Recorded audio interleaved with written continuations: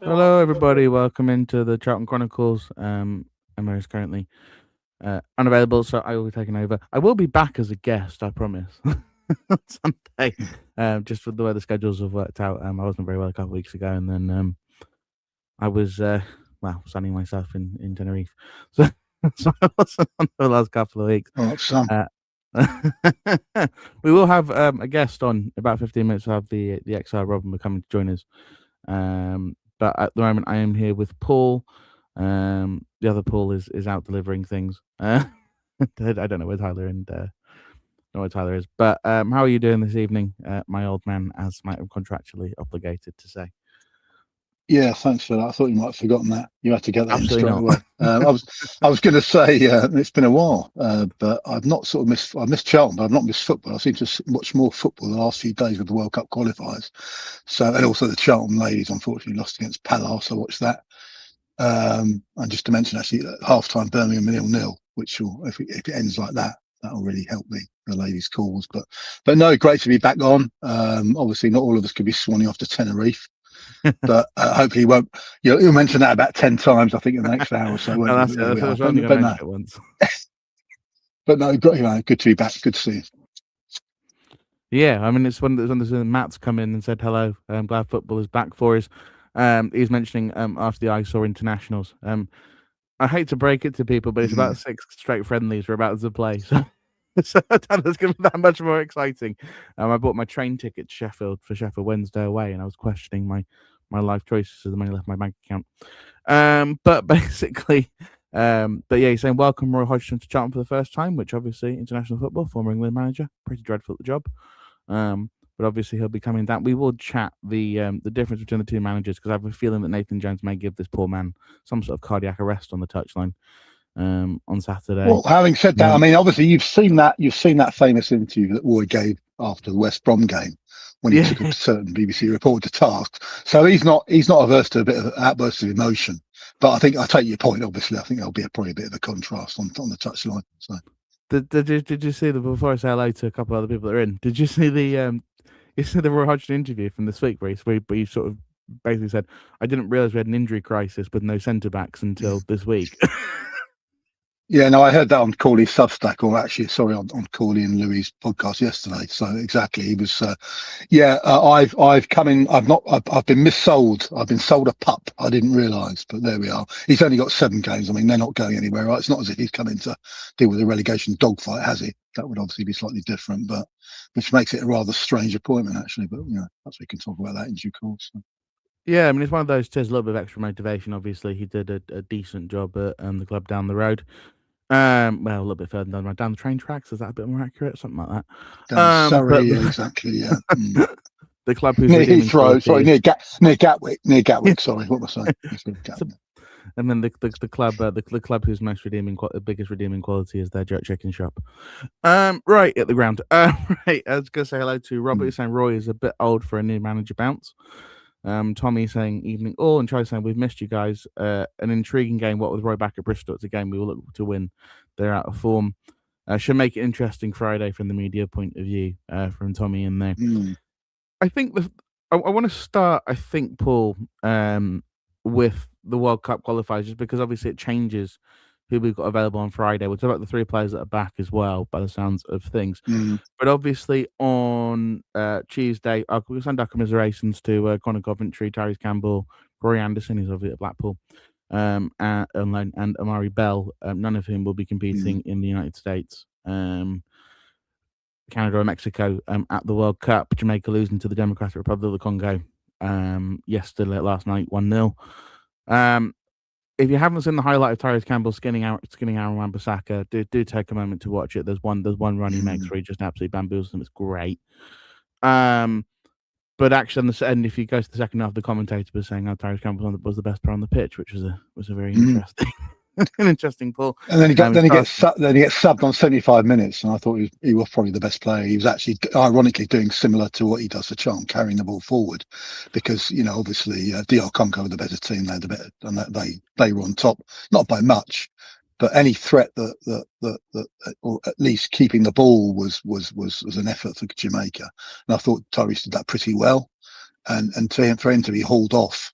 And they, in a sense, they got what they deserved. It wasn't all about him, of course, but I thought he deserved to stay on the pitch. But there we are. So, I mean, he had an overlapping fullback behind him, which helped, and we'll come on to that because something Luke Chambers doesn't do. It drives me nuts. Which I think is a Luke Chambers thing. I think is a tactical thing. But weird one. Amari Bell hasn't played for the last couple of games for him. He was the Jamaica captain, I believe, for a while there, but he hasn't played, which is probably a good thing because they brought him on at left back. Everybody knows what I think about Amari Bell at left back, which is that he can play the position, but his hamstrings can't.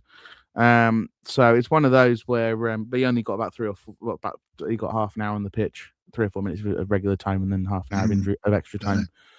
Came out of it seemingly unscathed. But they'll be arriving back today if they're flying out. You would think that means that we don't actually have to have a long conversation about Tyrese Campbell on this podcast this evening, because I don't think there's any cat and hell's chance that he'll be starting on Friday. I would actually be pretty surprised if he makes the squad.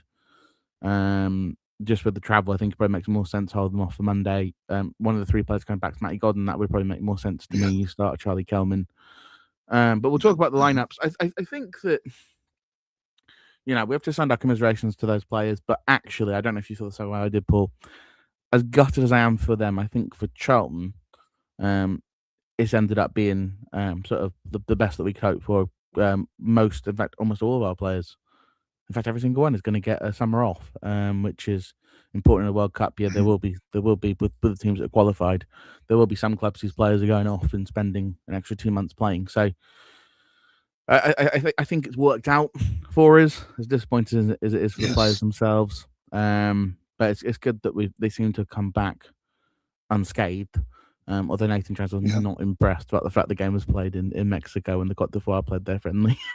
Everton. Well worth watching the pre-match conference this week. It's hilarious. Okay. Oh, what was it? I was just going to say, no, exactly. I think it's been the best thing in disguise. I mean, football's a year-round thing now for those, particularly if you're playing for an international team. And those sort of World Cup and Euros years can be so sort of draining. You just don't get a break, basically. I mean, people will be saying boo-hoo, these overpaid footballers, it's terrible. They're going for a few weeks in the sun in the US or whatever, or not. But it is difficult. I mean, certainly for Tyrese, he needs a break, as we've all seen. So yeah, absolutely. It's great for them to actually have a few weeks off and they can sort of recharge and hopefully come back, and it'll be to the benefit of Charlton. Yeah, I got Matt in here, and I think this will be the last TC point we make for the rest of the episode, so that we can move on to the players I think will actually have more of an impact on Friday. Matt saying no doubt he'll come straight in from the start Friday. I don't think he will. I don't think you'd do it with jet lag and everything else on a Tuesday for a Friday game. A Saturday game, I would have agreed with you, actually. Despite the Green's been overplayed this season, he probably has been overplaying. I think that's probably true. The gaffer, any sense he put TC on the bench or drop completely for his sake. I think he may drop him just with Matty Godden being back. I think you probably can get away with it. You can use Fevrier a bit as your pace sort of sub if you need to. But yeah, so that's sort of enough on them. The only sort of downside to this is it probably means that Maka comes in on Sunday, on Friday, which everybody know. I know I'm the same as everybody else on this podcast. I don't think he's enough for the Championship, but you will not hear me badmouthing a guy who's going to go down in Charlton history, scoring at Wembley and all the rest of it. But I've considering all of that, Paul, it's more fun to look at Bristol and the fact that they have no fit centre backs whatsoever. Which means that I was going to ask, actually, what's the state of play with Reece Burke? Is he Reece Burke is out for a while. Of course, it's a quad. Okay. Yeah. Once your quad goes, yeah. I mean, I feel for Reece Burke. And people say whatever. All 3 of the injuries he's had this season, none of them are the ones he's actually had before. There's not been his hamstring that's gone in any of these games. It's been other parts of his body. It's a tough one for the lad, because obviously if his hamstring goes, you go, oh God, here we go again. But it's not even been that. The foot injury was so random, and the quad, it's a different part of the body. It's so frustrating, I think, for everybody involved. So Chenje's still got a couple of weeks to go as well. So it's Nibs, Godden, and Berry that are back. Godden and Berry almost certainly for the swan songs of their Charlton careers, I would have thought. I don't know, because I think Godden's got the option of a year. They Well, do have an I'm sure option he's on got him. another year. I suspect. I mean, I'm not a betting man, thankfully, but I mean, I think Callum, I would suggest that they may keep him on. Obviously, he's not played much at all this season. It's not been his fault. I think I said that last time. I think I might have even said he's not played. Of course, he has played, but not very much. So it was very disappointing. You know, he had that procedure over the summer. Thought he was going to come back, rehab, and come back. You know, sort of 3 months into the season, and of course, it didn't happen. So I suspect from a not just from a sentimental point of view, but I think from a business point of view, you know, you've got a product, you've got a commodity there, you've got an asset. He's proved his worth last season. Are you going to actually discard him? I know it's business and it's a championship. You know, you have to look at things hard and fast and finances and all the rest of it. But I do think I don't think it'll be a swan song myself. I think they'll give him another year. If only, I mean, he'll want to play. Obviously, he won't accept being a mentor to say Charlie. But I really do think that, you know, he'll be really raring to go because he was sort of cheated out of this season. So my view is that they'll probably keep him on. But as you say, if they let him go, excuse me, then it will be a hard business decision. They'll get someone else in.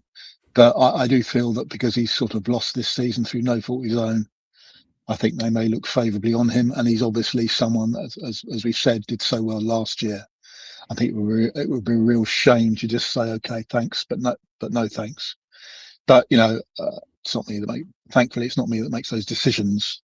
But I would hope, along with, I'm sure, many other Charlton fans, that they will keep him on for the year. They have the option, so I think they'll exercise it. But as I say, I've been wrong plenty of times before on this podcast. So if I was wrong again, then it wouldn't be a surprise. But that's my hope anyway. I wonder if Matt's agreeing with you on the Godden point in there and saying Bury no thanks. I think Bury, it's pretty obvious, will be moving on. Yeah. Cambridge, they are going to be promoted. That makes, I think, a lot of sense. Yeah. Him to go and get his swan song in his hometown club in League One, I think would make sense. And I'll say it to everybody again: if I'm not a betting man, watch Jordan Clark at Luton. That's the player that I think you may end up replacing experience with another player with that sort of experience. He's also like Nathan's mate, but he's a good footballer. A very unsexy signing, but a player that I think would make a heck of a lot of sense as sort of a replacement for a Bury, especially if, as Luton don't look like they're going to get promoted. But yeah, I mean, the Godden thing, I wonder too, is he interested in coaching?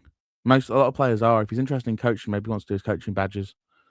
That may be another one. I know Nathan's banged on about his professionalism and this, and you know, said he's a great guy to have around and all the rest of it. So I wonder if there may be something in that for him as well. There may be something. You're right. There may be something in sort of the Hilton mode, but I mean, he'd want to. Whereas obviously Danny, sort of his career obviously came to a gentle sort of close, and he concentrated on the coaching. I think with Goddard, I think he'd want to say, okay, yes, I want to do my badges, but you know, first and foremost, I want to play. You know, player Hilton first, kind of did coach that very end, much didn't second. He? Didn't Hilton kind of do that at the end? Yeah, I get. He was Well, he sort of did, but then he didn't play. But then he didn't play too much. He scored that one, had that wonderful touch, didn't he, in the sort of virtue trophy or whatever. So, but he I don't know. Correct me if I'm wrong. I don't think Danny played many games, did he? Paul, do not take away one of the greatest moments of last season, which was him scoring the 5th at Northampton and absolutely taking the Royal, you know what, out of them. Absolutely, yeah. That is one of the moments. In fact, that may have been the funniest moment of the season last year, and it was. Honestly, I haven't cracked that hard at a football match, and I went, I love this guy. Absolutely, the epitome of AS House. Well, he is the master of exactly of housery. You know, he's he really is, and that's, you know, obviously part of his charm, if you can call it that. Other opponents would disagree, but no, that's part of what he is. That's part of his personality. So obviously, you know, Goddard isn't quite the same. But as I say, I think it wouldn't surprise me if Matty decided to go into the coaching side. He's obviously proved his bit of a mentor already.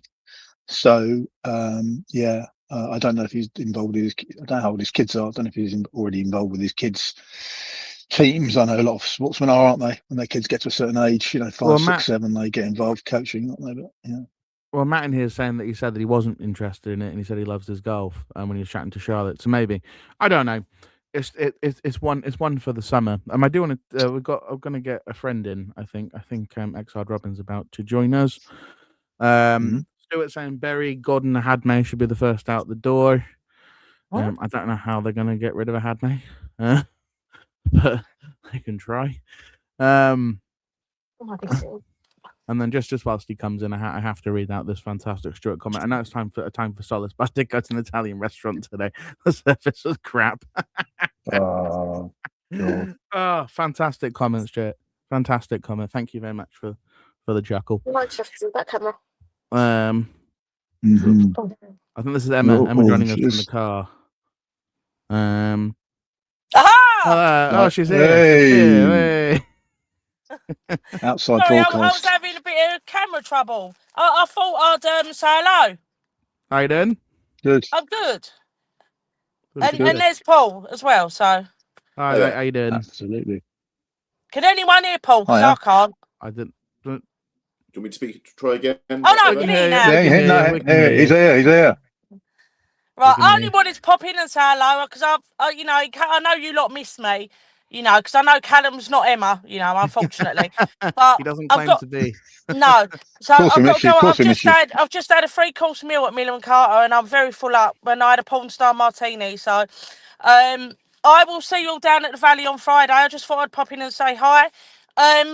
Make sure you guys check. I will say, make sure you guys check out Watford's. Sorry, Paul. I know we're talking about Bristol fine, City, no worries. but make sure you check out Watford's website on Monday because Emma here has a little feature on the website where I did answer some questions for Watford's media team. So I will leave you with that, and I will leave you with Callum, and I'll see you guys on Friday. And Paul, thanks for coming on again, mate, to join us as well.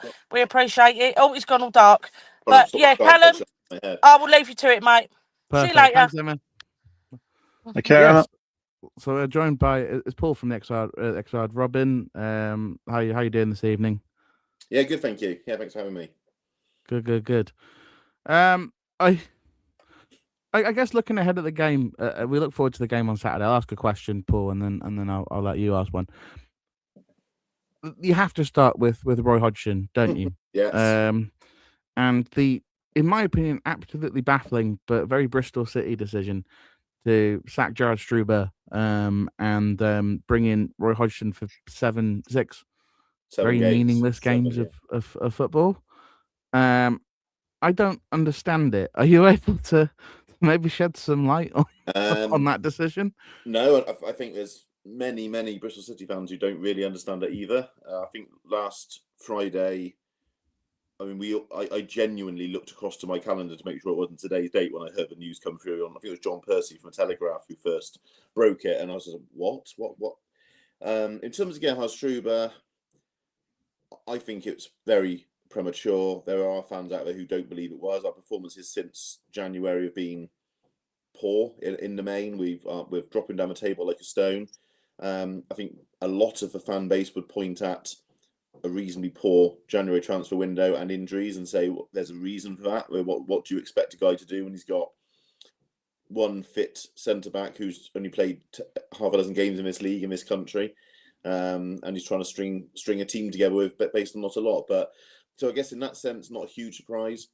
We're sort of not bad at giving managers chances, to be honest, but there tends to be some managers who maybe are a little bit more outspoken, who get given a little less time by the owner. And Gerhard Struber has spent a lot of the last month, I think he's done 3 interviews with national press, almost out of nowhere, talking about the January transfer window, the investment we could have done, what we need to push on. And like many owners of many properties and assets, a very wealthy owner doesn't particularly like subordinates telling them what to do and how to do things. And I think there was an element of that coming through in the decision. I mean, in terms of Roy Hodgson, just wow. I mean, absolutely out of nowhere. A sort of maybe a neatish story that he managed just 44 years ago and is rounding off his career here. But he's not somebody who's really had any real affiliation with the club as such. He managed us for a few months in a very desperate time before many fans were even born. So it's not someone who you were kind of pining for to come back as a club legend or anything like that. It seems to be that it's a connection that Richard Scudamore's got, who's on our board now, the former Premier League chief executive. He knows Roy, obviously, he knows of him. It sounds like they've just said, we need someone to take over for these games. They obviously wanted someone in particular rather than just the sort of youth coach, which is the standard approach in these situations, just promote the academy coach. And the idea is, or the rhetoric from the club at least, is he's going to come in, help them assess over 5 or 6 weeks what's wrong, what needs improving, what needs putting in place structure-wise, as well as helping out on the pitch. And that should hopefully do us some good for the summer. But yeah, there's an awful lot to unpick there, and probably far more time than we've got here to really go into it anymore. Yeah, and just I guess my follow-up would be, and it's a very simple question to answer, a very difficult one depending on who was the worst injury crisis, Bristol City or Tottenham Hotspur? Our injury crisis is focused on positional, I'd say. We've got 4 centre-backs out injured. So any team in any league would struggle with their first 4 choice centre-backs out injured. So the rest of the team isn't too badly off, to be honest. But what we have done is we've only got one other centre-back in the squad. The other centre-backs we're trying are then the full-backs. And that means they're being pulled out of their full-back, wing-back position, which means those areas then look a little weaker and you're having to play people out of position in those areas. So it's the destructive sort of effect of it, really, rather than anything. But what we haven't got, and Hodgson did sort of reference this a little bit in his press conference on Friday, was we haven't really got a dominant centre-back. Our new signing from America is 6'4", but he's not a big, dominant, ball-winning header of a ball. So we haven't really got anyone who can go and win a physical aerial battle back there at all. And I think teams are obviously noticing that because they're aware of the situation and making us pay. Paul's favourite player is sat there after just playing for Scotland, probably licking his lips hearing that one. I guess if we reflect back in early August, I think it was the second game of the season, we went down to Ashton Gate. I went down there not expecting a heck of a lot. In reality, it was a VTech wonder save on Tyrese Campbell with a half a finger that stopped us from winning that game. Yeah. And actually, I don't think he got a shot on target in the entire game. Or if he did, it was right straight down the throat of Thomas Kaminski. I have to give credit to the cider ladies in the away end who were serving hundreds of drinks, about 3 of them. It was quite impressive, actually. And a reminder of the rule of Bristol, where everyone must serve Thatchers at all times. But that, I guess with the injuries, maybe it's a sort of excuse. But I go back to that game and I think about probably the best player on the pitch that day was probably Zach Viner, who's your centre back who you sold in January. Yeah. You also had a forward last year in Alsani, who is a very, very good forward. Both have departed, both for cut price fees, if I'm not mistaken, in the last 6 months of their contracts. How I was reading in the eye about the mutiny at Bristol City. Maybe that's strong, but just how damaging has some of the transfer business been for a club of your size? Yeah, I think it has.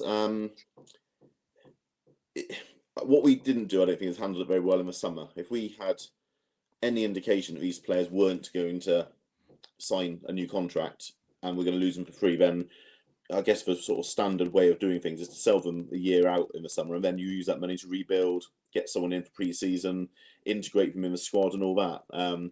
We took clearly a bit of a risk, I think, because we did have bids for Zach Viner from Wrexham in the summer. We turned them down. They would have been for more than the amount of money we obviously got from him in the end, because it's 6 months on. But we had him for 26 games or whatever it was, obviously for our season, and it helped with both him and Anis Mehmeti leaving. Mehmeti, sorry, come on, sorry. Mehmeti, yeah, so, yeah. Sorry. They were replaced in terms of we made signings to replace them. Both the players to replace have come from overseas, and that's not demeaning them at all. But I think they're both naturally going to take some time settling into the country and settling into English football. They've done okay, but without being maybe the leaders that those two were. Anis Mehmeti ran all day. He was the fittest player in the squad, according to Gerhard Struber. He could run and run and run. Zach Viner was our composed centre-back who could play the ball through lines from defence and hit a 40-yard cross-field ball to someone and break quickly. And we haven't got that now. And you add to that, we shed probably 6 or 7 or 8 players even, actually, from the squad. A lot of them weren't playing, and at the time you think each one individually, you go, yeah, okay, that makes sense. But that's actually a lot of disruption in January. To lose those guys around the dressing room, around the training pitch, there were 2 or 3 who've been there a long time.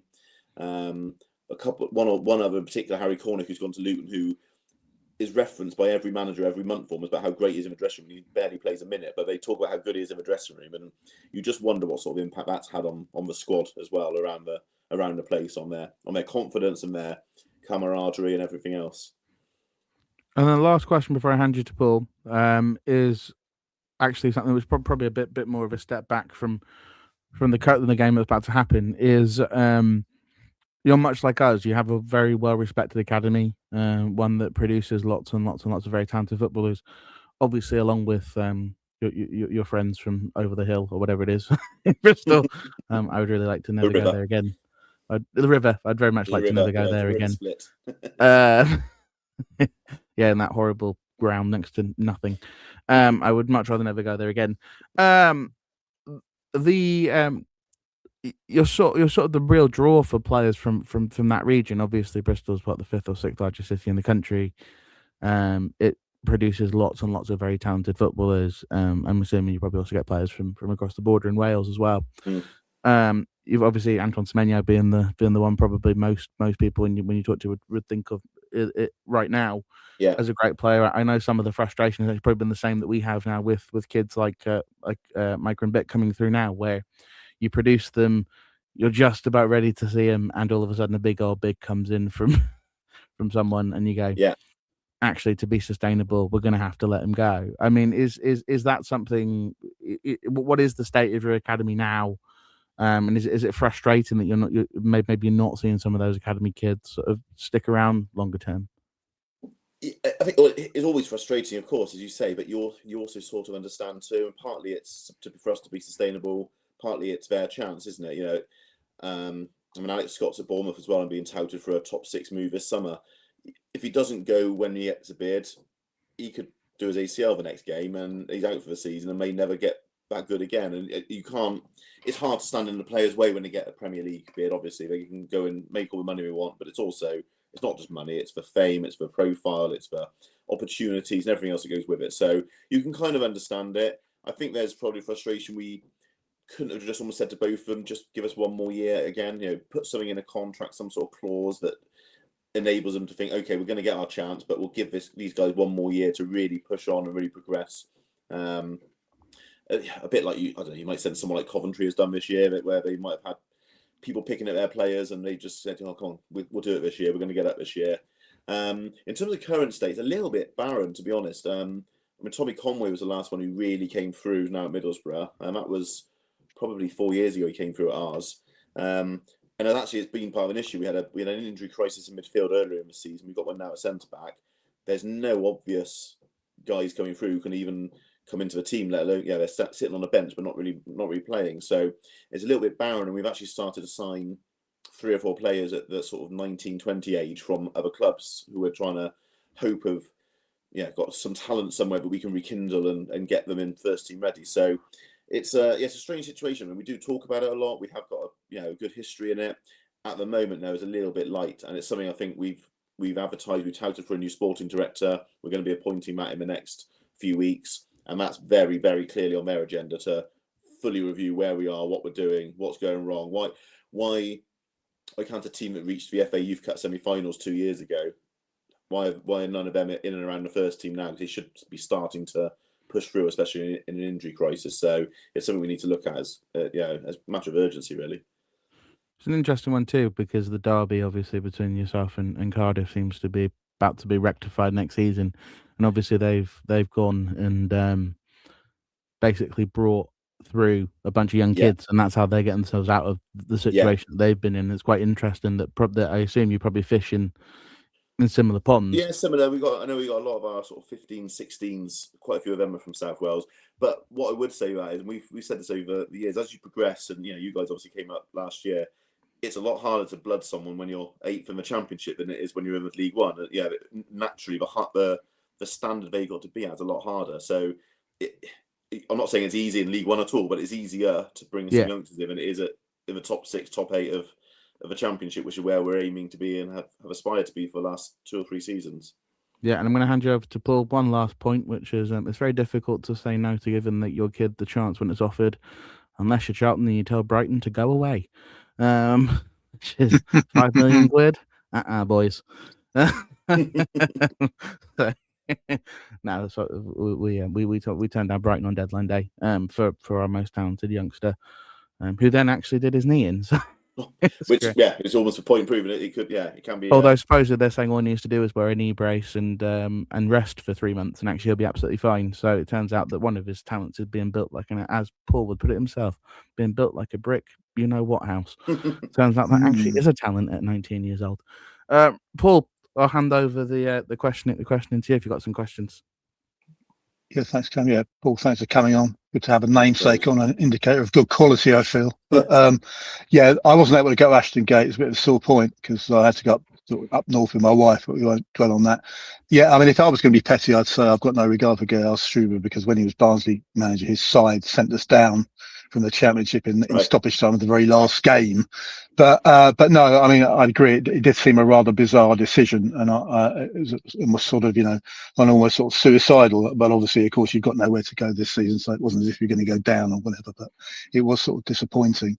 But I mean, going back to the end of last season, of course, you scraped into the playoffs, and of course, that was all that Bristol ball stuff, wasn't there, for the second leg? I know your people over the river delighted in the fact that you never actually made it to the final. But what was after what happened last season with Manning? What were your honest expectations coming into this season? Because obviously that was before you got all the catastrophic injuries, I guess.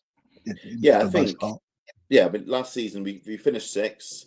There was a lot of realism amongst our fan base. We only got 67 points, which is the lowest to get 6. So even pre-season previews, we were saying, well, if we get 68, 69 points this season and don't make the top 6, is that progression because we've improved on last year, or is it regression because we haven't made a playoff? So I think there was a top 10 expectation, if I'm honest. I don't think anyone was fully expecting us to do that again, but we've progressed steadily up the league over 5 years now, really steadily, too steadily for some, but we have progressed, and we built a nice squad, and we kept most of our squad together last year. The only player of any note we lost was Naki Wells. We signed Emil Rees from Preston, who's a decent enough standard Championship striker. We signed a couple of the other players, Radit Vitek, you mentioned earlier, in goal to improve that area. So actually, there was a lot of hope, and when you go and win 4-1 at Bramall Lane on the opening day of the season, that hope obviously is exaggerated tenfold, and everyone gets very excited. But we still had a few weaker areas in the squad, I think, and we were very reliant on a handful of players, and Anis Mehmeti being one. And I think as soon as it became obvious in January that he was going, there was a whole, almost a deflation, really, of the club. And we know it happens to other teams. We're not saying it doesn't, but to lose your player at that stage, and we lost him to Ipswich, who were in the playoff positions. We lost Zach Viner to Wrexham, who were one place below us, I think, in the league at that time. We loaned a squad player to Hull, who were also in the playoffs, and you have to start questioning the strategy a little bit there. Why are we selling to our rivals and strengthening them and weakening ourselves? Yes. So yeah, I think expectations dipped at that point, and we were all kind of thinking, top 12 would be okay. We'll push on again next summer, but recent form and the injuries has meant we've dropped, below that level as well. Yeah, because I mean, you've explored it obviously with Callum earlier, but I mean, the fact is, I looked at obviously the socials when Struber was sacked, and normally when a manager goes, there's people in favour, people against, but there seemed to be almost universally discontent, which is sort of quite unusual. I noticed, and you obviously mentioned that Richard Scudamore was on your board, and I always found him quite a divisive figure when he was in the Premier League. Obviously a very bright guy. Yeah, the clubs all loved him because he got the best TV deals and all the rest of it. How long has he actually been at the board, and what has there been any sort of marked, positivity from that appointment? I can't remember exactly. He's been involved unofficially for a little while as advisor or some sort of consultant, but he's been involved properly probably this season. To be honest, until a week ago, I'd said no, it hasn't been much influence at all. It's very hard to know what happens at Bristol City because you've got Steve Lansdowne, who's still the owner, but doesn't have any official position other than owner.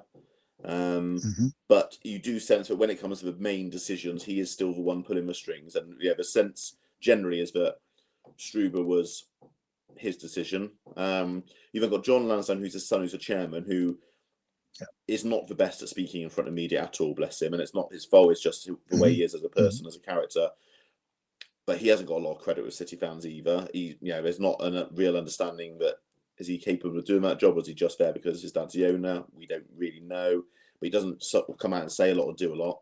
So then you've got someone like Richard Scudamore was also in there. We also sacked our chief... Well, sorry, no, we didn't.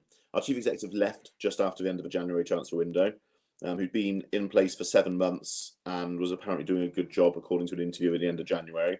apparently for personal reasons. So, and then we said we got a new chief executive, and then we got a sporting director coming in. So there's an awful lot of turmoil, and no one really knows where that's come from. Has all that come from Scudamore? And that's probably becoming the suspicion, to go back to the question more. Has he looked at the club and gone, actually, the people you got in place just aren't up to it. We need to put this in place and that in place and this in place to really grow and really progress. And these are the sort of people we need to go and get. He knew Roy Hodgson. He knew our now chief executive officer.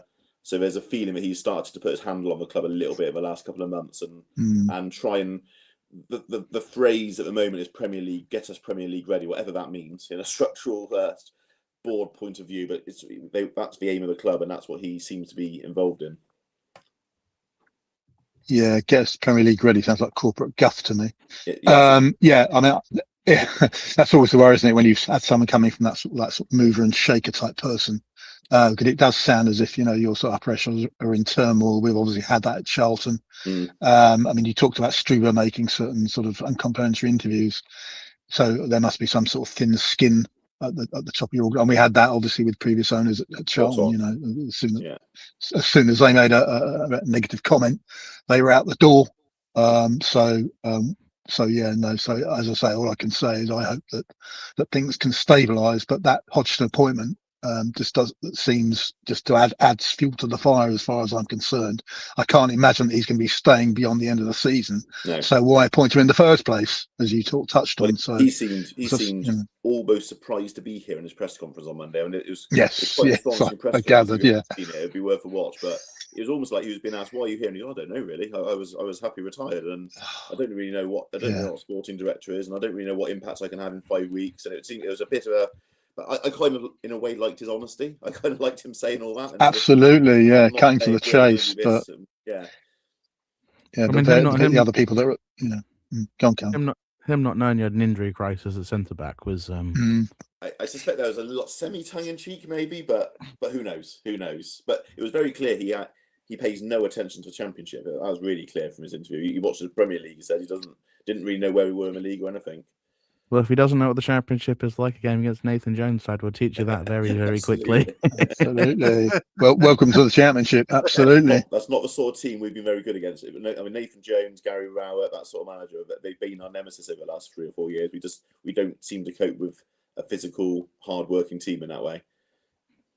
Yeah, I mean, I guess a player like Scott Twine's really quite indicative of that, isn't it? He's a fantastic footballer, but one of the things that we clearly did at Ashton Gate was go, Kane Ramsey, go and tackle him very hard. And it just kind of, that physical thing kind of throws him off a little bit. As I say, fantastic football. I think it was MK Dons who played before. We played against us and absolutely ripped us to shreds when we were in League One. So I have a lot of sort of grudging respect for Scott Twine. But yeah, one of those sorts of players that you have to physically kind of knock him off because technically he's so good for the level. I mean, I guess probably just as a. I think Matt's saying which of your players could be good enough to play for us and fit our system, but maybe not good enough for Bristol City standards. I don't know. You're only 2 spaces above us at this point. Yeah. I mean, Reece would be very nice. Twine and Reece, I'd take very happily if you're selling. Sorry, if that's about 2 months ago, I'd have probably gone down a little list. But actually, the aggression towards each other probably makes it a little harder. I think where we are, our squad, though, we have got a lot of players now who you look at and go, last year under a certain manager we were quite organised and we did this, but it's not shown up in the last 2 months. So I think there are question marks over some first team players, people who are playing in the first team right now.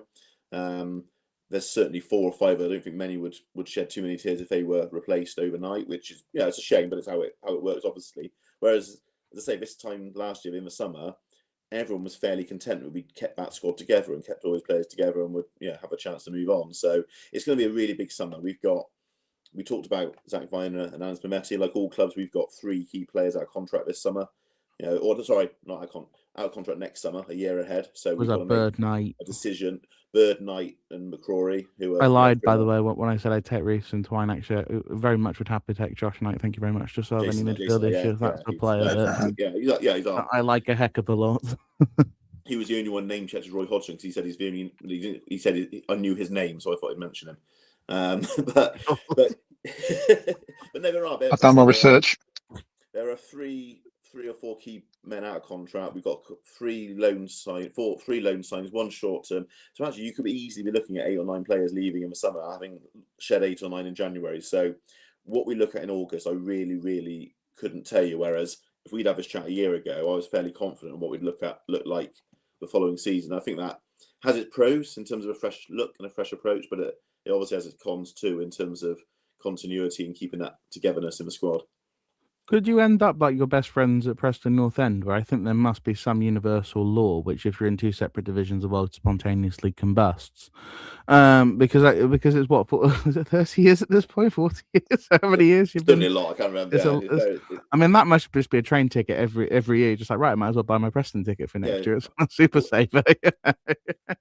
I wouldn't mind a closer place to go for someone who's always in our division, but but they kind of had this last season. I know they ended up falling completely like a stone. I don't think you're going to lose the last 6, and it's all going to be absolutely dreadful. I don't think you're going to end up where they did, but they kind of had that clear out, which include.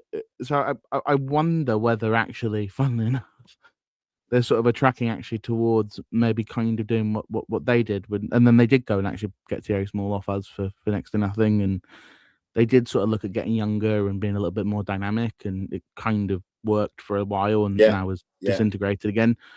But that may be sort of an option, right? It's almost so they didn't try and get younger. Definitely could. I mean, what's uncertain at the moment are finances. So we talked about the owner earlier, but part of the reason the reaction to Struber has not been strong is because there's a lot of blame laying at the owner's door right now. I mean, there were the first chance I think I've almost ever heard of Lansdowne out in the end of January, and that's in 25 years. He came on the radio then the week after and pretty much moaned at the fans for disrespecting him and what he's done for the club, which is not a good way of approaching things. No. If there were quite audible chants at the last game, so there's a lot of anger and frustration at him. I mean, he's still funding the club to a tune of 10-15 million a year, but we're kind of dropping down the league in terms of wage payers and fee payers from where we were a few years ago. We're now in the bottom 6 or 8. So what's the expectation then? Are we really expecting to get promoted if we're paying the 18th best wage in the league? And he comes out and says, yes, we should be. If fans should want this, we're doing that. But then we're not seeing it in action. But where we have been quite good in the last few years is signing players at kind of between 500,000 and 2 million. So I could go down a list of 8 players in our first 14 who are in that sort of bracket. Jason Knight's one of them. Ross McCrory's one of them. What we haven't been so good at is using the loan market. We haven't used that very well at all, and we don't seem to pick up Premier League gems who can really make a difference to be that difference maker in a team, someone who can win a game on his own. And we haven't been very good at when we've tried to go a little bit over that and sign our top strikers. We've the last 5 strikers we signed, 1 has been anywhere near an average success. The other 4 have been big failures. So that's what we need to go and do this summer. We need to find a way of doing that. And if we're not going to go and spend 6 million like Derby have this year, like Wrexham have, how are we going to do it? Where are we going to find them? Yeah, I mean, even if we put Jay Cummin for 3.5 million, right? So strikers are going to be expensive. Yeah. There's no way around. Strikers, fullbacks, centre backs, midfielders, right? Basically everything in football nowadays. But you sort of like those are obviously where the game's going. I guess my final question would actually just be on Vitek, who again made that wonderful save on Tyrese Campbell in the return game. Yeah. Made that was against Stoke. He made one of the funniest clangers you're ever going to see. Yes, was that the one? Yeah, so it was Stoke. It was absolutely hilarious. It was like so bad it was funny. I don't even know if you can get mad at it. It was so bad. But is he sort of maybe one of the very few sort of loans that's worked out as a player that comes out a bit of a shining light this year comparative to 100%. And if there's a concern, it's that it was very much Struber's loan. He knew how well he'd done in Austria last year on loan and said we should sign this guy. Whether the club had him on our radar or not, we've got no idea. He's been superb for us. I think he's almost certainly going to be our player of the season without a shadow of a doubt. And the only issue is he's probably not going to be here next year because Man United will want to see him progress somewhere, whether that's top of the Championship, whether that's bottom end Premier League, whether it's somewhere in like the Netherlands or Germany. He might even get a Conference League side or something like that and go and test himself in Europe. I'm pretty sure he's capable of that. Unless we can really, really do a job persuading him that he's going to play 50 games next year and it's worth him coming back somewhere he's settled. But I think it's unlikely. But no, he's been superb. handful of errors, but all goalkeepers make errors. But there was a triple sort of scramble save at Middlesbrough. Oh yeah, weeks that's the ago, but highlights. it was just superb, and we haven't had that in goal for quite a while, to be honest, with our keepers. It's been a breath of fresh air this year, and he's dominant in set pieces as well. That's a big difference. He'll come in, he's 6'6". He comes and just sorts them out as often as he can, and we haven't had that for a while either. Yeah, I mean, it's one of those where it's like, I think you're hoping for anything other than Max O'Leary ending a backup in goal. But supposedly for West Brom, he's been not. Does he go permanently? Was it permanently? Yeah, he's out of contract at the end of his season. So okay, it's one of those. Released and gone there on a free or a nominal fee. Yeah. The same as Dykes to us from Birmingham. That's the player that probably listened to you saying we don't win physical battles, and his ears just perked up and went, "Oh my god, this is going to be fun." Absolutely, yeah, no, it's not great. Not great idea, I do think. It turns out he's not a traffic cone, as some QPR like to tell us he was. He's actually played very well for us. But thank you so much for coming on, Paul. Really, really appreciate it. Yeah, thanks, Paul. Thanks for having me, guys. Pleasure. Paul appreciates having a namesake with him. And just before you Absolutely. go, Matt saying, if Harry Clark doesn't want to sign for us permanently, I take McCrory. I don't think we can do that. Your near neighbours were supposedly interested at one point. Oh, really? So we'll see if they come in the summer. Yeah, but yeah, it's just one. It'll be really interesting though to see what happens with. I mean, Roy Hodgson would just be entertaining, but be beyond that, it'd be interesting to see what does happen with you next year. And obviously there might be a Sheffield Wednesday next year for all of us who are in that sort of bottom third. All of a sudden, it gets very, very interesting when you realise 3 teams do go down, not just Sheffield Wednesday plus 2. But thank you so much for joining us, Paul. No, thank you. Have a sit. Good luck after Saturday. Cheers, thank you. Yeah. Friday. Take care. Cheers. Yeah. So, Paul, what I wanted just to chat to before the end of the podcast was something that I'm sure Corley won't mind me sort of stealing this from him. If you haven't subscribed to Corley's Substack, go and do it. You shouldn't need Paul and I to tell you that.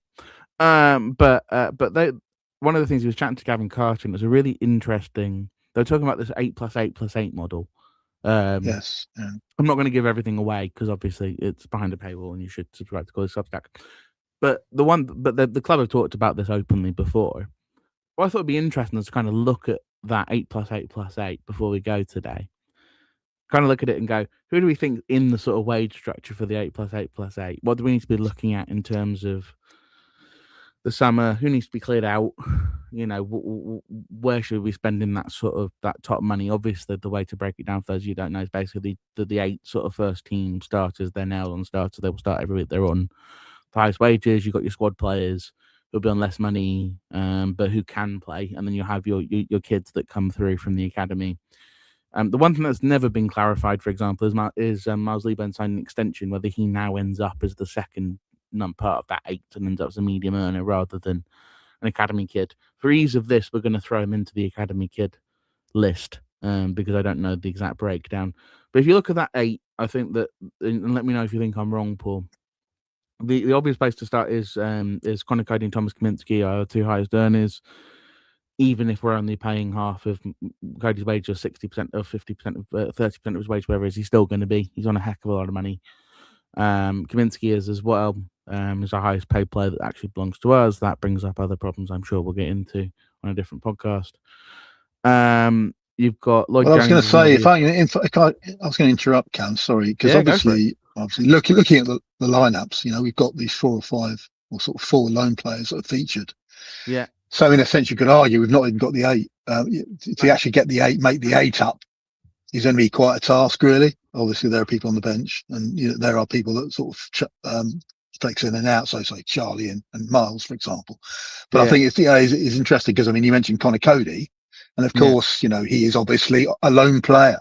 So actually, do we actually almost discount those and say that the likes of Chamber and Harry Clark and Conor Cody, even though we want some of them to stay, don't we? We've said this already. Do we, for the purposes of the 8+8+8, or dare I say 9+9+9? I'll give that one. Yeah, exactly. So it's like actually, if you look at it, in fact, we could actually, we need to go some to actually make that 9 up anyway. So, you're probably but no, I think it's probably. I think it's Cam is the obvious one. Amari will be.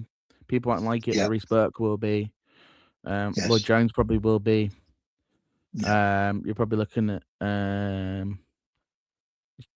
Because obviously by Cov wages, and Doc. Dykes must be by wages because he is ours technically at the Yes. end of the season. Yes, he is indeed. You're probably looking at Kelman if you sign for $3.5 million. You're probably looking at Kelman must be Yes. wage-wise. You're ranking Costello, so that's 6. So it's the other 2. Yeah. Coventry, Ramsey are still on those old contracts. They may join that group, but they're on those old contracts. Doc's still on the old contract. Nibs won't be. Carey, I can't imagine will be. Apter has bought him for a big fee, but I can't imagine the wages are that high. So it actually gets really difficult. It does. It does. It gets really difficult when you try to add up who the 8 are outside. I think we've actually got probably more than 8 in that squad. Charlie, some of the 8 you've talked about drop them in the aren't comments. even playing, are they? No, I mean you mentioned JRC. Exactly, that's right. And so, JRC and Kaminsky are the 2. JRC and Kaminsky are the 2 at the moment that you would look at, and I go, I would have some real concerns about, and I've mentioned this before, about Nathan left Stoke with a bunch of high earners on the bench because he does this sort of, if you're playing well for me, whatever it is, you're going to start. I've always thought that sort of runs up against reality when you start to deal with the higher earners. There'll be a lot of them that say, wait a minute, I was out with a quad injury. I should be getting, in Kaminsky's case, I should be getting the gloves back, or I should be getting this back, or whatever it is. Because if you're going to stick rigidly, I mean, they seem as if they want to have that template, that 8+8+8 or 9+9+9, whatever it happens to be. As well, that's the point. That's the point. You're looking at TC Miles, Fuller. You're probably looking at Goff, Keenan Goff. Yeah, Zach Mitchell. Yes, possibly, but I mean, I think Brooks probably counts as one of those kids. Yes, I don't know where Mannion is right, wage-wise. He won't be on a championship like squad wage. He'll be on there's a lot of them that will be on relatively League One-ish sort of wages. So the reason I brought it up is it just brings up a really interesting. It's easy to sort of say, yes, we've got this model. But when you start to look at it, you go, wait a minute, who on earth on here is being ridiculously overpaid? And why are 2 of our top highest earners both sitting on the bench? Exactly. Right? Because if all of us did our predicted lineups for Friday, whether we want them to be true or not, if you did what you think Nathan will do, our 2 highest earners, I think, outside are probably JRC and Kaminsky outside of the loans, and they'll both be on the bench on Saturday, I would have thought. So you're in a world where actually it becomes really difficult to go to players. We're going to make you our top paid player, and players care about money, right? Ultimately, that's why they play. But they go, but someone will go, wait a minute, but your highest paid players on the bench every week. Your second highest paid players on the bench every other week, right?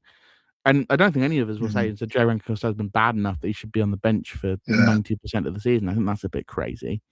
And I get it. Jones wants to change the tactics and the system, and everyone knows that, I love analysing football tactics, and I get it. But it's a really odd thing of our most expensive signing is on loan in League One.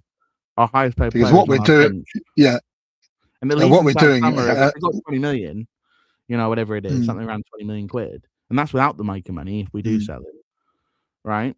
And I get it. If you've got kids come through and it's really exciting and has to play, fair enough. If Maker's ready to start and we see what 7 million quid to a Premier League side at this point looks like, and he's amazing, fair enough.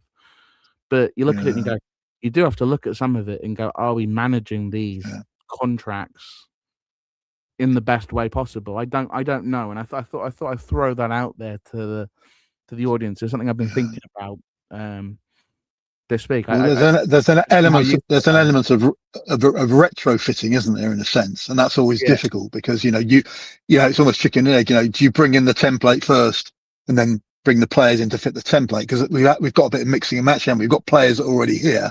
We're saying, okay, we need this 8+8+8. And then actually, do some of them still need to be here? Because you're almost trying to shoehorn 8, as you say, academy kids. You might just about get up to 5 or 6.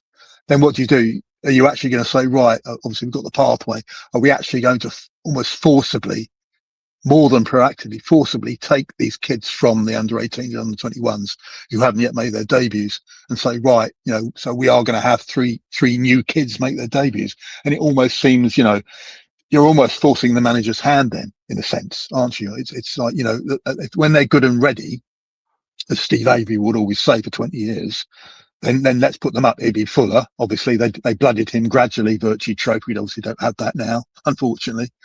But, none of them sort of came out of nowhere, did they? None of them came out of nowhere. They were gradually blooded in. And some sort of hit, some maybe Nathan's sorry, made mate. it very clear if he hadn't gone on loan, he would have played Micah in the first team and wouldn't have been bothered about it. So that's one that you think he's clearly gone. He's ready. He wanted him to play every single week is the difference, exactly. but he went. He's ready. Miles is obviously is one of ours. It's ready. TC is So there are there definitely are some, but it gets really and I think it's underpriced. Alan Mwamba making his debut at some point before the end of the season. No, absolutely, he was excellent. I mean, I just think my concern is. Yeah, absolutely. But I think, as I say, as a theory, as a template, I think it's worthy and it's got merit. But, you don't want to be sort of, I mean, whether you adjust it slightly and say, 10, 9, 8 or something or whatever as time goes along, flexibility as you go along, because otherwise, if you're going to slavishly say, right, 888 or 999, then, as I say, you end up putting people in where, almost sort of forcing, maybe square pegs and round holes again, aren't we? Almost. But it's like, let's, if they're good and ready, if they're worth it, then let's put them in. If these people are worth purchasing to add to our first, 8 or 9 or whatever, then fine. But yeah, again, I'm sort of a little bit dubious because, as I say, there is a bit of retrofitting going on. And I think, as I say, as a policy, as an aim, as an aspiration, I think you need to think in that way, that you've got these 3 sort of teams within a team. But yeah, I don't know. I think you need to maybe bring a bit more sort of flexibility to it. As I say, you may sort of maybe reduce or increase some of those numbers, and not be wedded to it. I don't understand why it's gone to 9+9, which I understand one more, but then you put 9 in the academy kids. Like, you're not going to have 10 members of your squad be academy kids. Like, you're just not, because at some point Miles and TC have to move over into, unless they're doing it by fees rather than wages, which again doesn't make really much sense. So there's a huge amount of the reason I bring it up is just I think it's something for people to kind of pay attention to as we go on. I think finance is something that as we sort of play these next 6. I know. If we win one of these games, it basically the rest of them become friendlies at 51. I mean, because you'll probably, if you can win at Hillsbury 54, you're done. But as you sort of play the rest of these games, as some of them start to sort of drag on a bit and become a little bit less important in terms of results, you start to sort of see. You can look ahead to the summer and kind of go, okay, if I'm going to give Nathan Jones 20 million, but the 3 most expensive investments I made don't play. Last time I gave them money. Exactly. You look at that and go, something about that's wrong. Like when people talk, I just use the example when people talk, oh, you can run with 2 keepers and whatever it is. If you take 20k, which is what Kaminsky's on supposedly, it might be slightly more, it might be slightly less than that. Mm-hmm. If you do that over a year, that's 80. It's almost £500,000. It's more than £500,000, right? It was 12 times 800,000, 12 times 80,000. Right, it's over £1 million a year that you're spending on someone who's going to sit on your bench. Yeah, it doesn't make any sense. So, but then I think then it brings it into focus, doesn't it? Exactly right. You're saying, right, okay, so we've got our 8. Are all of our 8 value for money? Are they worth a place in the side? As I say, they're the hardest to shift. It just exactly. It focuses the mind, I think, all around. It's great having analysis on players' performance, and that's great, and things have really upped on the physio side as well, as really increased in quality over the years.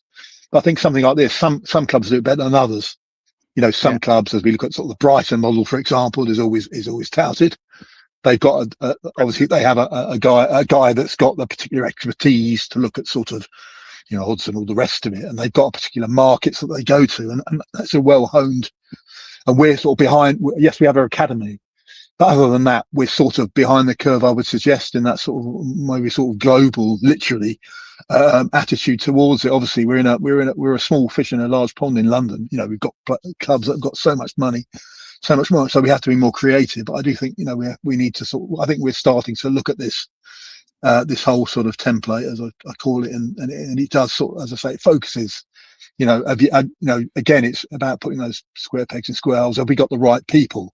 Have we got the right kids and all the rest of it? So I don't have any doubt we got the right kids, but it's just, I think it's a worthy aspiration. I think it just needs a bit more focus, and it's just, it's early days still for us, I think. So again, I think it's a good way of trying to sort of, a good way of sort of going forward, I suppose. It's just, as I say, it's a new concept for us. But we needed to up our game. And I think we're starting to do that. We've certainly got the people. Paul was talking about the people at the top of Bristol City.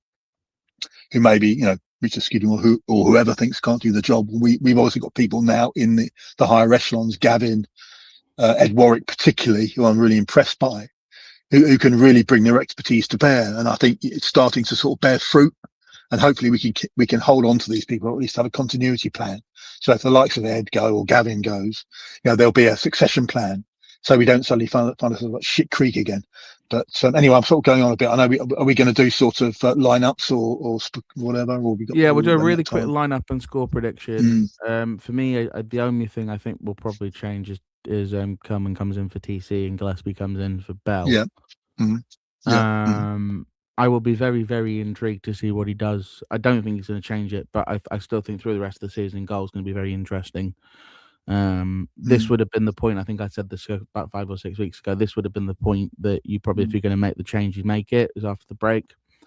I think probably. I mean, the goal against Wrexham should have been saved. The one against Norwich, the more you watch it, probably should have been as well. It's a tougher save, but I think it probably should have been stopped. It hits him directly in the palm. So if he's going to make a change on that, but the wider performances in those games were good. So it's a difficult one for him. I don't think he will change it, and I don't necessarily think he should, to be clear. But that's probably the only place I'm looking. The rest of it, I think, probably picks itself, unless he wants to hold someone back. I think Nibs, Godden, Berry will come back on the bench. We have the spaces to bring them back on. Do you not think there might be a place for Goff? I mean, he'll obviously be on the bench. I'm just thinking about. Bench, I think. He'll want to. I'm just thinking about him and Macca. I'm not sure. I forget. I mean, I know Keane's always played on the right. I don't know what flexibility he has. I guess. I just wondered if it would be between him and Macca, but Okay. And Macca was good at Middlesbrough as well. He actually wasn't terrible. Yeah, he was. Game. So it's one of those where it's. He was. To be fair, yeah, he was. And Bristol City, are they going to try and hit you behind? They don't have a ton of pace, really. Again, Twine's not known for his rapid speed. Very, very good footballer, mind. They're not known for their rapid pace, Bristol City. So I would probably suggest you can probably get away with it. So yeah, I mean that's probably the 3 changes I think he'll probably make, 2 enforced. But the Jamaican lads being gone, and then probably it's just a question of whether he changes it in goal or not, and I don't think he will. I'm going to go 2-0 because why not? I'm going to pick Lyndon Dykes because physicality, and screw it, I'm going to go Miles Leaburn because physicality. Exactly. What about you? Yeah, no, it'd be interesting. Yeah, I mean, obviously, I think we need to bring sort of the air raid, don't we? Really, ideally Miles and Lyndon, certainly Lyndon. In terms of score, well, I don't really care if it's not particularly a feast of football. It won't be, but I mean, I'd be happy with 1-0 and Lyndon to score. And yeah, absolutely. So I'm always a bit wary when these teams say, "Well, we got injury crises," because we've obviously had that before this season. But I do think they are in a bit of turmoil. There's a genuine issue. There is, and I think obviously I'd be interested with is there going to be a new manager bounce, a new old manager bounce with Roy? It'd be really surprised me. I mean, when managers come in, they're full of bounce, aren't they? Like, I'm really enthusiastic, and it was anything but, wasn't it? I didn't see the press conference, but obviously I heard about it, and it just seems a bit weird, really. The whole thing just seems really, really weird. Having said that, the weirdness may produce a result, but I can't really see it. It just seems a bit that their season has sort of lurched from mediocre to really mediocre, and they're sort of, as you say, they won't go down, obviously, but where they were last season. And it's ironic actually because not props to me, but when we had at the end of last season on the pod, we had our season's predictions for this season. I actually had Bristol City in the bottom 3. Now, obviously, people laughed at me, but and obviously things have contrived and tried, but it's been a pretty awful season. And if it had gone on a few more games, who knows what would have been in their fate. But yeah, it's just been pretty. So what do I know? Yeah, well, yeah, but so I think, as I say, if we don't win Friday, it will definitely not be a good Friday for sure. We should actually. Sorry, it's appalling. Let's end it now. But no, I'd be very disappointed if we didn't get a win. I don't care how we do it. Let's just get the 3 points. And get the 3 points here, get a point at Watford, and then mathematically at that point, with 4 to go, you'll start to. Matt's going for a 2-1. Sonny, Kelman, Twine with a trademark free kick. If I have to watch Scott Twine score another free kick against us, I might lose my mind. Yeah. Second best free kick taker in the country after James Ward-Prowse, and I'm not making that up. No fouls outside the box because Twine is not the player who wants standing over. Yeah, you can't do stupid. There's a really good point from Matt, actually. Tommy thanking us for the pod. You're very welcome. We do our best. Top man. We will see you all at the Valley on Friday. Come say hello if you see us. We're both in the covered and lower. And then I don't know if you're making the trip up on Tommy's saying 2-1 Charlton. Don't know if you're making the trip up. It's not really a trip, is it? It's one overground. On the Met line. The Met line will be heaving, won't it? Good God, it'll be like one of those trains in Calcutta. The overground gets there. I don't know actually. I think it's stopped. I think it's stopping somewhere. I looked. I don't think it's going all the way to Watford Junction. I may be wrong on that, but I'm pretty sure it's only the Met line that's going all the way to Watford Junction. But I think you can. I may be wrong. Yeah. It's Watford High Street and go across. Okay, fine. Yeah. No, I'm sure there was some sort of works going on the overground as well, but I may be wrong on that. So, I'll double check it before I leave. I recommend everybody does. But before that, I think Emma said we'll be back on Sunday to chat through Bristol City. So we will see you all either at the Valley on Friday or then. Thank you all for watching, and we will see you soon. All the best for now. Thanks, guys. Take care all. Bye.